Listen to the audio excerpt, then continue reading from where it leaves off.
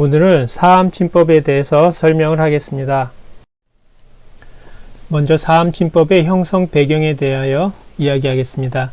이에 대해서는 김다로 박사님의 교감 사암도인 침법에서 발췌를 하였습니다. 사암침법 관련한 문헌은 여러 필사본과 인쇄본이 있습니다. 각각을 비교하고 그 중에서 오탈자를 교정한 것이 왼쪽에 있는 교감 사암도인 침법이고요.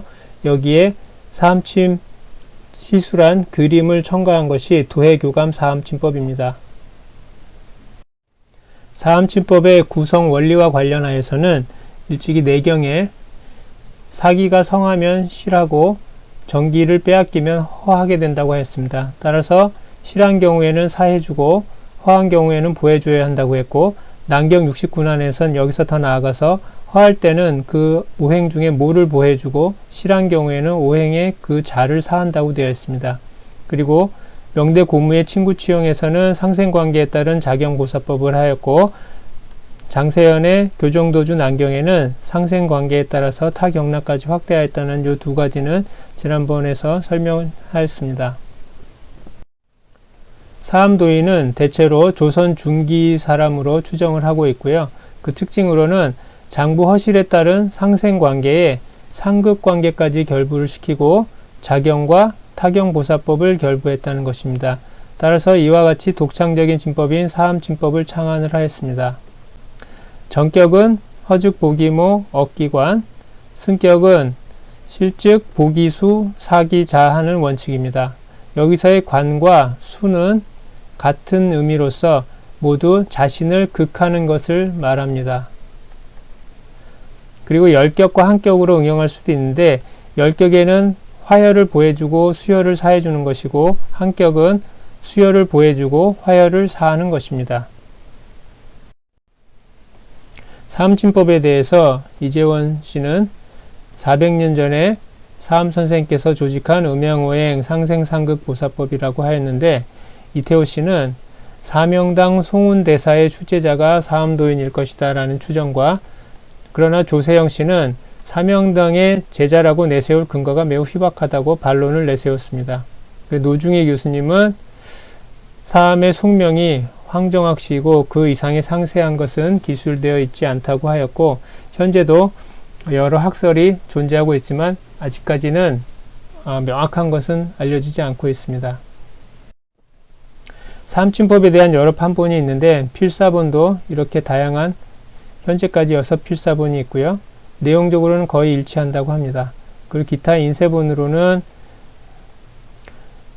국문역주, 사암도인 침구요결이 나와 있는데, 이 책은 해석은 되어 있지만 원문이 없고요. 사암침법의 체계적 연구에는 생리병리 부분이 없고 변증시치만 있고, 사암침구정전에는 필사본의 내용과는 좀 다르고 사암이 아닌 다른 사람에 의해서 씌어진 흔적이 있다고 알려져 있습니다. 여러 인쇄본과 필사본을 보면 인쇄본과 여러 필사본이 있는데, 각각 서문부터 본문에 이르기까지 포함된 부분들이 일부는 들어가고 안 들어가고 한 것들이 차이가 여러 가지 있음을 알 수 있습니다. 이는 필사본 중에 하나입니다. 이렇게 예전에는 책을 일일이 손으로 베껴 쓰다 보니까 오자와 탈자들이 많이 있었을 것으로 생각합니다. 사암침법의 구성 체계를 보면 먼저 서문이 있고요. 각 장은 치료편에는 제1장은 중풍으로 시작하고 마지막 43장은 치루로 끝납니다. 이와 같이 구체적인 질병들이 여러 챕터에 나눠서 기술이 되어 있는데, 대부분은 각 장은 생리, 병리, 변증, 분류, 치법 등이 먼저 제시를 한 이후에 각 변증 분류에 따른 사암침법의 처방을 제시를 하였습니다.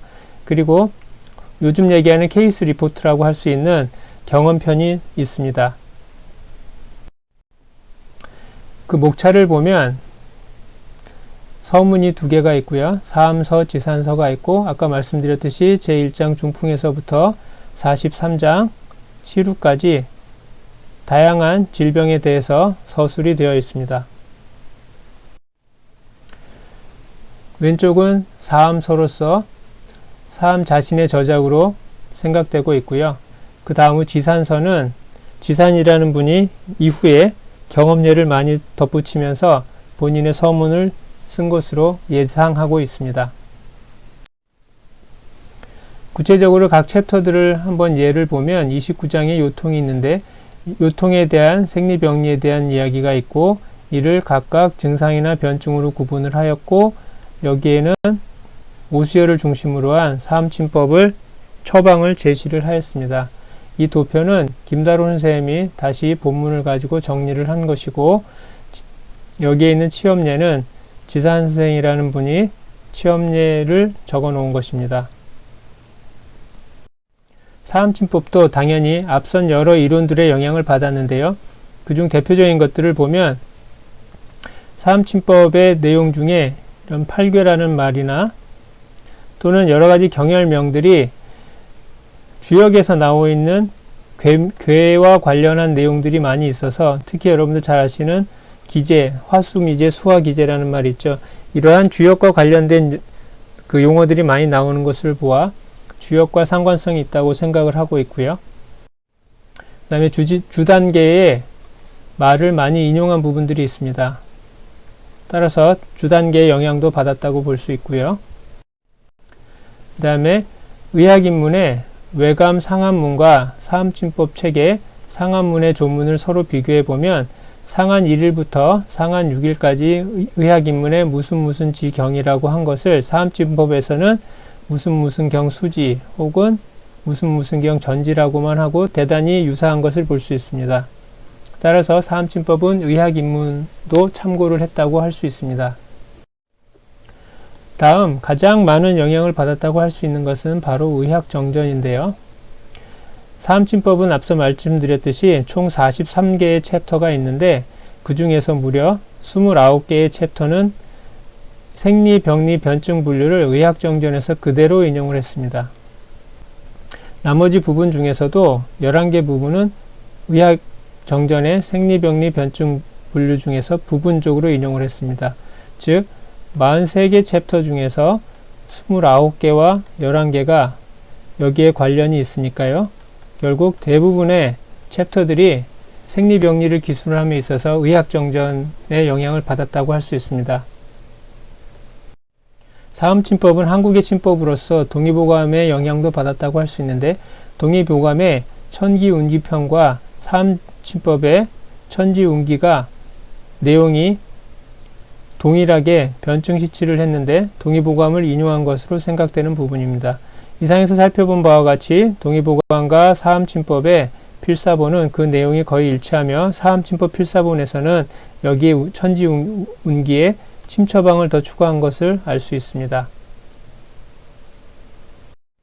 사암침법과 우리나라 친구 명의인 허임의 친구경험방과 비교를 해보면 허임의 친구경험방 중에서 특히 중풍치료편은 사암침법의 변증 중풍문의 변증시치와 대단히 많은 부분에서 일치하고 변증시치 중에서는 침처방까지도 일치하는 곳이 있습니다. 또한 다른 부분에 있어서도 비슷한 내용이 많이 있다는 것을 보아 사암침법은 허임의 친구경험방이 출판된 적어도 1644년 이후에 형성되었다고 추정을 하고 있습니다. 사암침법 형성 배경을 요약하면 사암침법 필사본의 치료편은 사암 자신의 저작이라고 할 수 있고 경험방에 있어서는 사암 자신이 아닌 지산의 경험방임을 알 수 있고 필사본은 총 43개의 문으로서 그 중에 40여 개의 생리, 병리, 변증 분류 등은 의학정전에서 인용을 하였고요. 운기편은 동의보감에서 인용을 했고 상한문은 의학인문, 중풍, 광란, 각기, 굿병문 등은 친구 경험방을 인용했다고 단정할 수 있습니다. 사암침법의 저작 시기는 허임의 친구 경험방이 출판되었던 1644년 이후로 추측을 하고요.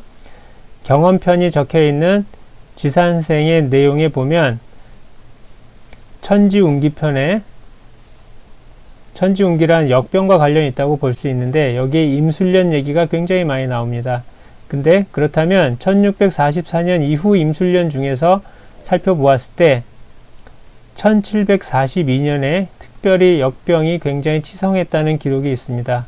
따라서 1600 허임의 친구 병원방이 저작되었던 1644년 이후 또 그 이후 지산생의 경원방이 쓰였을 것으로 추정하는 1742년 이 사이에 사암침법이 형성된 것으로 일단 추정을 하고 있습니다.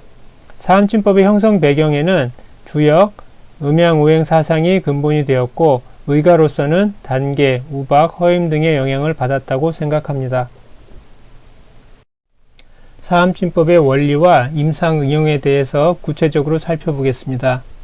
사암침법은 외국에서도 관심이 많은 침법이기 때문에 본 자료는 영어로 제작이 되어 있습니다. 사암침 관련한 침구학 용어에 대해서 영어로도 어떻게 표현하는지 살펴볼 수 있는 기회가 되었으면 좋겠습니다. 저는 사암침법을 경락 중심의 접근이라고, 치료적 접근이라고 보통 설명을 합니다. 사암침법의 장점은 앞서 말씀드렸듯이 경락 중심으로 접근을 하는 것이고 전체적인 관적, 시스테매틱한 전체적인 균형을 굉장히 중시할 수 있고요. 주로 사지 말단에 오수혈을 쓰기 때문에 편안하고 심부 장기를 찌를 일이 없기 때문에 안전하다고 할 수 있습니다. 이것은 영실기혈이어도 물실기경하라는 친구 대성의 내용인데 경락의 중요성을 강조한 말이라고 할 수 있습니다. 사암침법에 쓰기 위해서는 무엇보다 오수혈에 대해서 잘 알고 있어야 합니다. 오수혈은 여러분들이 여러 과목에서 그동안 많이 배워왔겠지만 각각의 경락은 12경락은 오행의 어딘가에 목화토금순 중에 배속이 되게 되어 있고 이거는 12개지만 목화토금순 5개이기 때문에 결국 화경락에는 4개의 경락이 들어가고 나머지 목, 토, 금, 수 경락에는 2개씩 경락이 배속이 되게 되어 있습니다. 그렇지만 예를 들어 간경이 목혈이라고 해서 모든 경혈이, 간경의 모든 경혈이 다 목의 속성만을 가지는 것이 아니고 그 안에도 역시 오수혈이라고 하는 목화, 토, 금, 수, 즉 간경은 목경이지만 다시 목화, 토, 금, 수, 오수혈이 모든 경락에 있다는 것이 오수혈의 개념입니다. 오수혈은 각각의 목화, 토, 금, 수의 배속이 이렇게 있고요. 오수혈이 각 경락에 또 있기 때문에 그 중에는 경락의 오행과 오수혈의 오행 속성이 같은 혈자리들이 있게 됩니다. 간경에서는 대돈이 되겠고요. 심경에서는 소부, 심포경에서는 노궁, 비경에서는 태백, 폐경에서는 경거, 신경에서는 음곡이 되겠습니다. 이것은 음경락이고 양경락에 있어서도 담, 소장, 삼초, 위, 대장, 방광도 각각의 오행에 배속이 되게 되고 여기서의 차이점은 정형 수경합이 정혈이 음경은 목화토금수의 순서로 갔지만 양경에 있어서는 금수 목화토로 간다는 것이 다릅니다. 그래서 담경의 목경의 목혈은 이묵이 되겠습니다.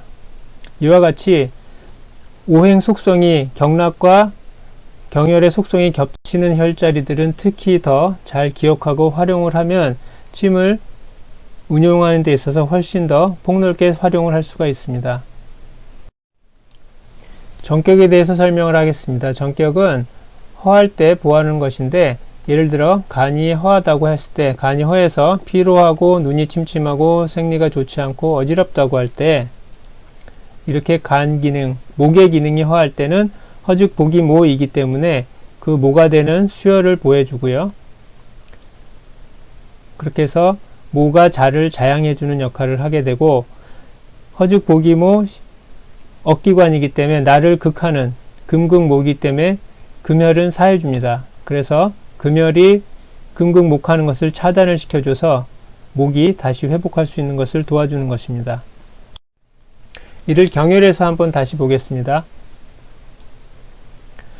허즉 복이 모이기 때문에 간경은 목이죠. 그렇게 모는 수가 되기 때문에 자기 경락의 수혈, 즉 곡천혈을 보여주게 되고, 사암침법의 특징은 자경과 타경과 상생상극을 다 쓴다고 했죠. 그래서 이번에는 수경의 수혈, 자경의 수혈뿐만 아니라 수경의 수혈을 쓰는 것입니다. 수경의 수혈은 음곡혈이 되겠죠. 그래서 음곡곡천을 이렇게 보여주는 거고요.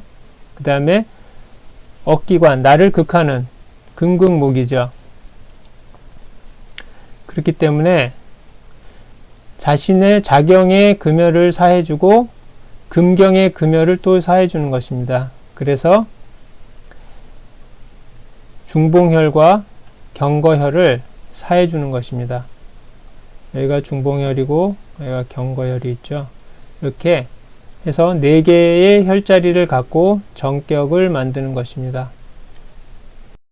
이번엔 승격에 대해서 보겠습니다. 승격은 주로 실증에 쓰게 되는데, 예를 들면 간이 실해서 노기가 치성하고 옆구리가 심하게 결리면서 아프고 근육도 아프고 뭐 경기를 한다든가 이런 것이 있다고 할 때, 즉 간 기능이 이번엔 너무 퇴화했을 때는 간기를 누르기 위해서 보기수, 관과 같다 그랬죠. 자신을 극하는 근극목을 하는 금혈을 오히려 이번엔 보여줘서 더 목기운이 커지는 것을 억제를 하고요.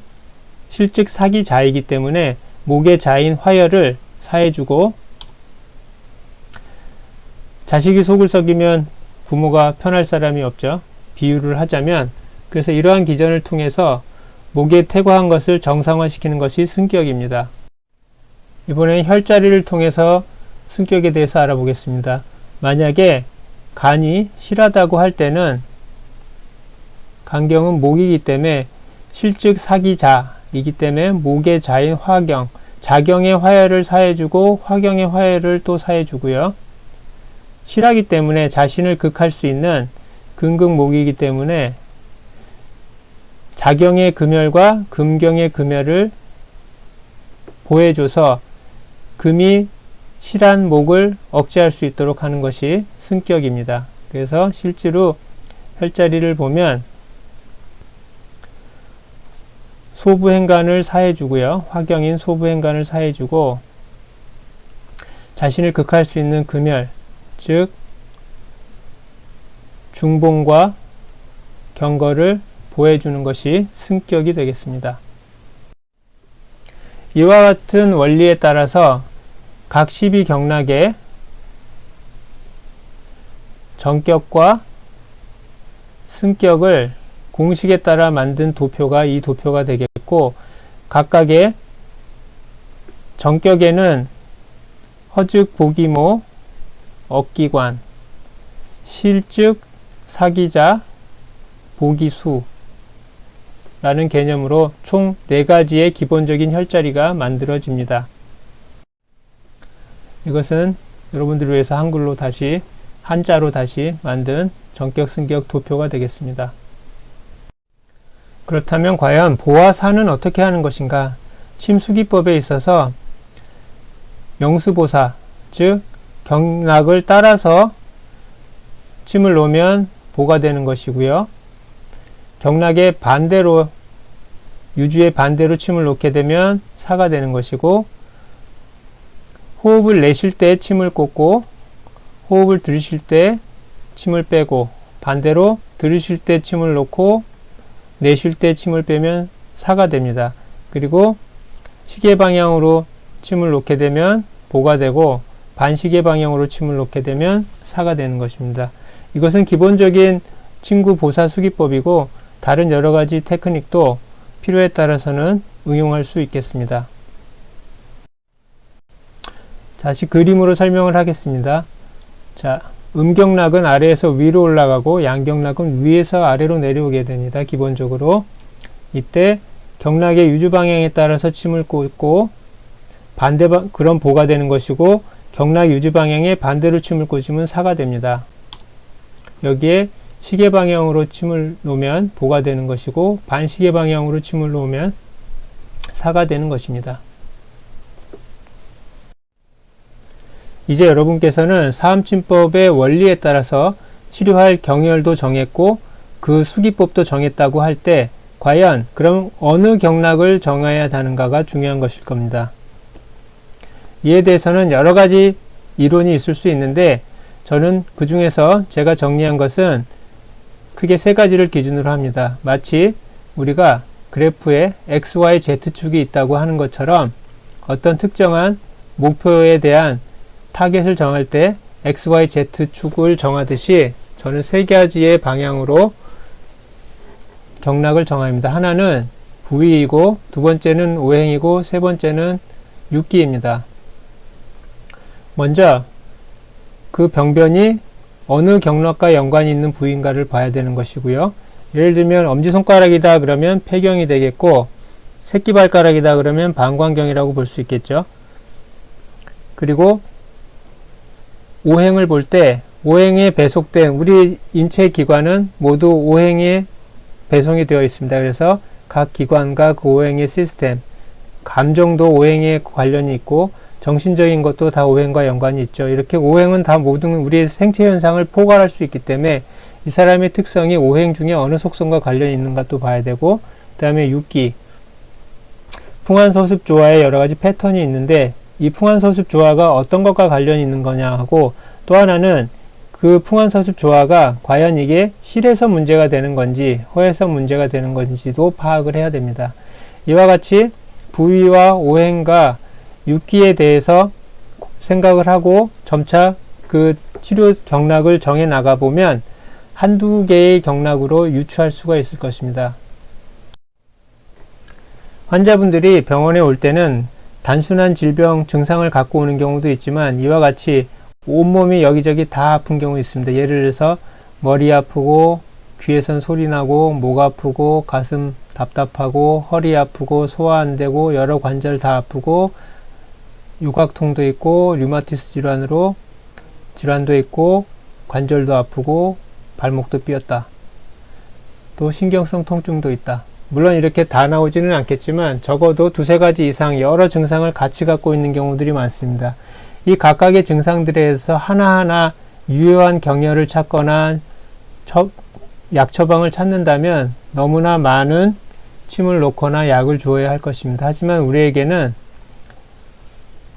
음양, 오행, 육기와 같은 그 기준을 갖고 질병을 분류한다면 이 사람이 어느 카테고리에 대체로 속하는지를 크게 구분해 낼 수 있을 것입니다. 이것은 경락의 유주인데 경락의 유주를 잘 알고 있어야 이 병변이 어느 경락과 1차적으로 가장 밀접한 관련이 있는지를 알 수 있고요. 두 번째로 아까 말씀드린 우리 몸의 모든 기관과 현상들은 증상들은 오행 중에 배속을 할 수 있습니다. 장부, 감각기관, 티슈, 감정, 심지어는 계절, 날씨, 어떤 방향 또는 생장, 화, 수, 장, 그 다음에 색깔, 맛에 따라서도 각각의 오행의 특성을 우리는 유추해낼 수 있습니다. 또한 육기라는 것이 있는데 풍한서습 조화가 있는데 각각의 경락은 삼음삼양과 연관이 되어 있는데 태음은 습토, 양명, 조금, 소음, 군화, 태양, 한수, 궐은 풍목, 소양, 상화. 이와 같이 각각의 경락은 삼음삼양과 연관이 있고 삼음삼양은 다시 육기와 관련이 있습니다. 흔히 우리는 폐경하고 이렇게 간단하게 부르지만 사실은 풀네임은 수태음 폐경입니다.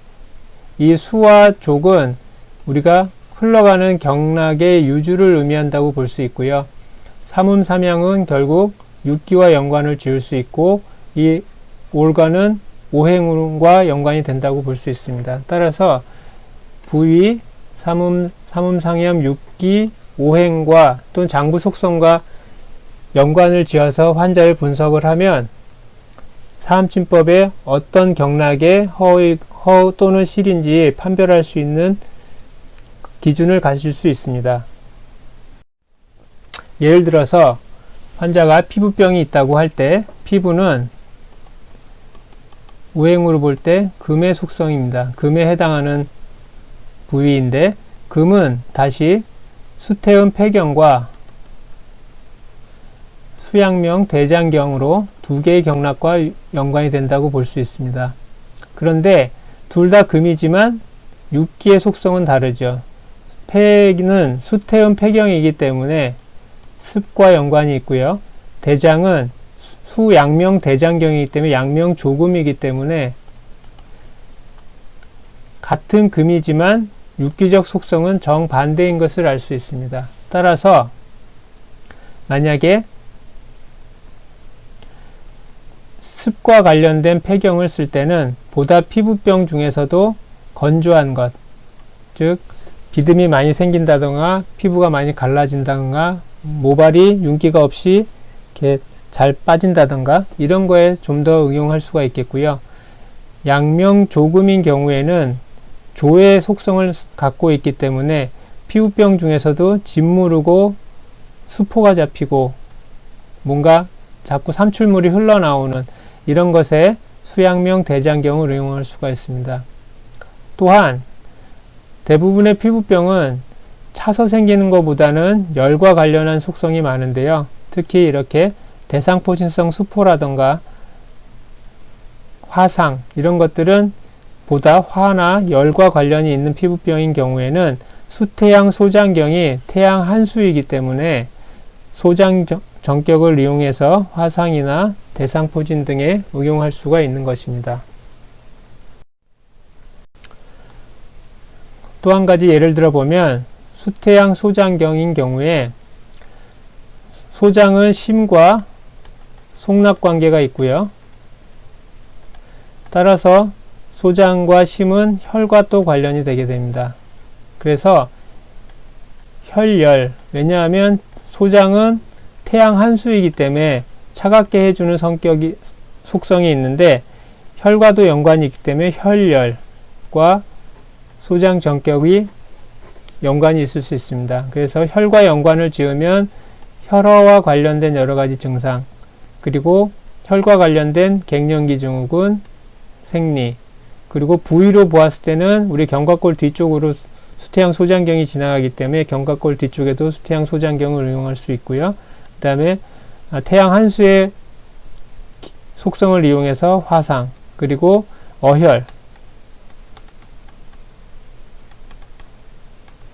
어혈과 관련돼서 어혈통인 자통, 그리고 혈열과 관련되어 있는 류마토이드 관절염, 류마티스성 관절염 같은데 폭넓게 소장 정격을 응용할 수가 있는 것입니다.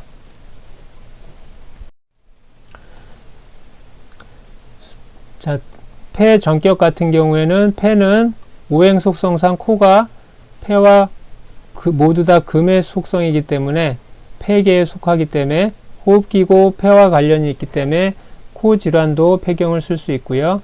만약에 피모도 역시 금에 속하기 때문에 특히 드라이한 건조한 피부나 건조한 모발에는 폐정격을 쓸 수가 있는 것이고, 수양명 대장경은 양명 조금이기 때문에 본인이 이 경락이 조한 성격이기 때문에 치료에는 습성인 질환에 응용할 수가 있죠. 그래서 과다한 습이 차 있다고 볼 수 있는 비만 또는 피부병 중에서도 이렇게 뭔가 흘러내리는 삼출물이 많은 피부병, 그리고 경락의 유주로 볼 때는 아래 치통이 있을 때는, 하치통이 있을 때는 수양명 대장경을 응용할 수가 있는 것입니다. 이것은 도해교감 사암침법에 나와 있는 도표인데요. 거기서도 이렇게 정리를 했습니다. 대체로는 여러분들이 기본적인 변증을 갖고 생각을 하면, 또는 유주를 갖고 생각을 하면 이해를 할 수 있을 것입니다. 그리고 특히 이제 특징적인 것은 좌간 우폐이기 때문에 좌측의 병은 간경을 쓰고 우측의 병은 폐경을 쓴다, 이런 한의학 원리에 따라서 응용을 하는 경우도 있습니다.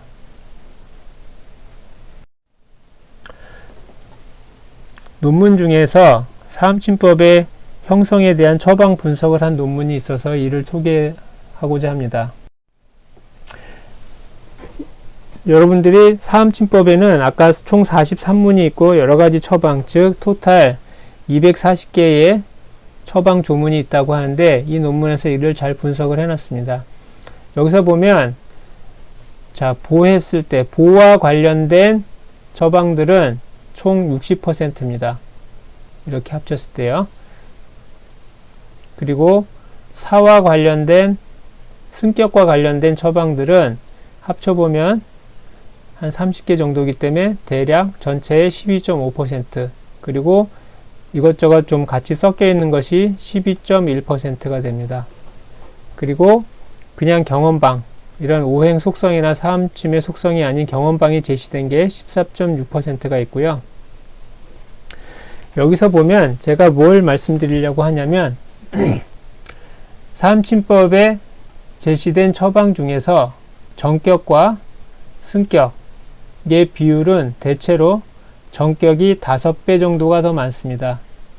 물론 고전에 나와 있는 것이 꼭 우리가 임상의 활용 빈도와 정비례한다고 반드시 볼 수는 없지만 일단 조문이 그래도 어느 정도 우리가 유추는 할 수 있다고 보는데요. 우리가 정격과 승격 중에 무엇을 더 많이 써야 되느냐 하면 기본적으로는 정격을 먼저 생각하시기를 바랍니다.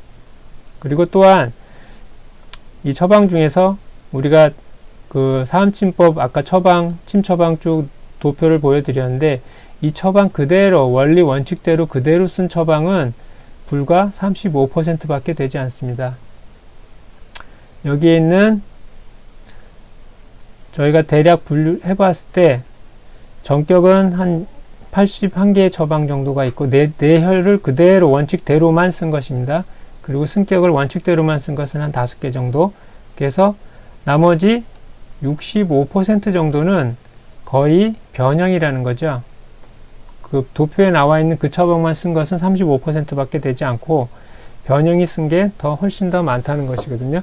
그래서 사암침법이 어떻게 보면 단순하고 쉬울 것 같은데 때에 따라서는 변형을 써야 될 정도로 우리 인체가 다양성을 갖고 있기 때문에 그렇게 간단치는 않다는 것입니다. 그래서 대한민국의 거의 모든 한의사는 사암침법을 배웠고 응용을 하고자 하지만 많은 경우 잘 쓰지 못하는 게 되는 경우도 이와 같이 기본적인 오수열의 속성에 대해서 명확하게 활용할 수 있지 않으면 임상에 있어서 되는 경우도 있고 안 되는 경우도 있기 때문에 안 되는 경우가 점차 많아지면 또 잘 안 쓰게 되는 이런 어려움이 있는 거죠.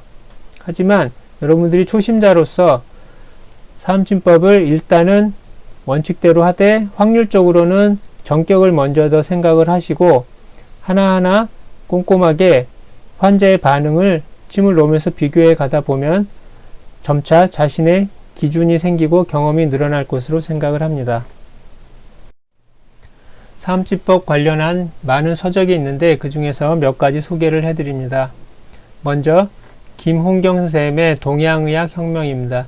김홍경 선생님은 몇십 년 전까지 많이 알려지지 않았던 사암침법을 부흥시킨 분으로서 이 책 외에도 여러 책이 있습니다. 그리고 여러분들이 찾아보시면 인터넷상으로도 여러 동영상 강의들이 있기 때문에 꼭 한번 보시기를 바랍니다.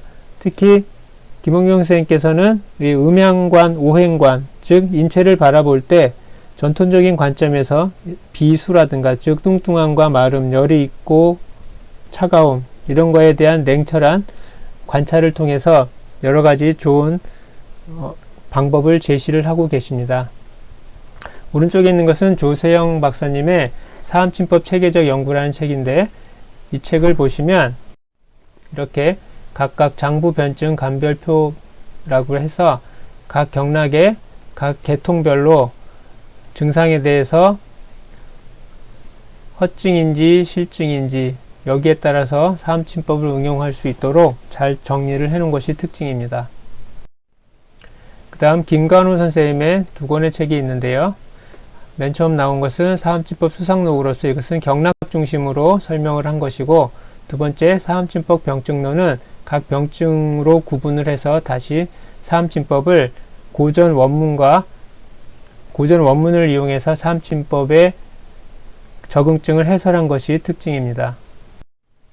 이 책은 제가 그동안 해외에서 여러 차례 사암침법에 대해서 강의를 하다 보니까 뭔가 교과서나 책이 있어야 더 효과적으로 보급이 될 수 있겠다 해서 사암침법 원문 고전을 일단 번역을 한 책입니다. 그러나 원문 고전은 사실 한국의 한의사들도 원문만으로는 사암침법을 이해하고 활용하기가 쉽지가 않아서 여기에 대한 보다 더 가이드적인 책은 보완을 해서 작업을 할 예정입니다. 자, 정리를 해보겠습니다. 먼저 사암침을 잘 놓기 위해서는 경락에 대해서 이해를 좀 더 잘 하셔야 되고 경락에 대해서 생각을 해야 되고요. 그 다음에 사암침법을 잡고 시술을 해봐야 되고 결국 연습만이 완벽한 자기 것으로 만들 수 있는 방법이 될 것입니다. 자, 몇 가지 중요점에 대해서 복습을 하도록 하겠습니다. 사암침법 필사본의 치료편은 누구의 저작일까요? 네, 사암 자신의 저작이고요. 현재까지 사암의 경험방이라고 알려졌던 경험편은 누구의 경험편이라고요? 경험방이라고요? 지산 선생님의 경험방입니다. 사암침법은 그냥 막연한 이론이 아니고 굉장히 구체적인 책이 있죠. 그래서 각각의 챕터가 있는데 총 몇 개의 챕터가 있다고요? 네, 43개의 챕터가 있습니다. 그 중에서 무려 40개의 챕터에서 생리, 병리, 변증 분류들을 따온 것은 가장 많은 영향을 줬다고 할 수 있는 것은 의학정전이고요. 운기편은 동의보감을 위주로 인용을 했고 상한문은 의학인문, 중풍, 광난, 각기, 굿병문 등은 허임의 친구 경험방을 인용했다고 볼 수 있습니다. 저작 시기는 허임의 친구 경험방의 출판 시기인 1644년 이후로 추정이 되고요. 그 이후 지산쌤이 천지운기편에 임술련에 대한 기술이 굉장히 많은데 1644년 이후 임술련의 역병이 가장 치성했던 때는 1742년이기 때문에 친구 경험방을 쓴 시기와 지산쌤이 사암침을 쓰고 경험편을 쓴 그 사이, 즉 1644년에서 1742년 중에 언젠가에 그것을 썼다고 추정을 하고 있습니다. 좀 더 정확한 것은 앞으로 더 많은 후속 연구가 있고 어떤 좋은 명확한 기록이 나온다면 더 정확한 시기로 좁혀질 수 있을 것 같습니다. 형성 배경에 영향을 준 것으로는 주역 및 음양오행 사상이 근본이 되어 있고 의가들로서는 단계, 우박, 허임 등이 영향이 큰 것으로 생각이 됩니다. 자, 오수열 아무리 강조해도 지나치지 않습니다. 오수열은 명확하게 잘 외우기를 바랍니다. 사암침법도 여러분들이 원리를 갖고 하나하나 따지면 허직보기문 실직사기자 또는 보기수 억기관을 갖고 따지면 임상을 하면서 유추해 나갈 수는 있습니다. 하지만 우리가 계산을 할 때 구구단을 외우고 있으면 2 곱하기 4는 8이라는 걸 알면 2를 계속 4번을 더하는 것보다는 훨씬 빠르겠죠. 따라서 전격, 승격의 처방도 기본적으로는 외우고 자꾸 쓰다 보면 그래서 내 몸에 익혀 놓는 것이 가장 중요합니다. 자, 경락을 정한 타겟 치료 경락을 정하는 방법은 이것은 제가 정리한 생각이고 여러 학설이 사실은 있을 수 있습니다. 굉장히 다양한 학설이 있는데 저는 이러한 세 가지 관점에서 경락을 정하고 있습니다. 먼저 부위이고요. 두 번째 오행, 끝으로 육기입니다.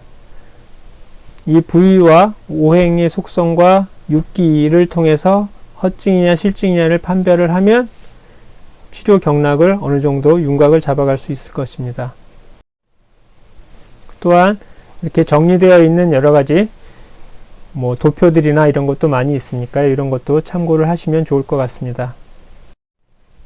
감사합니다.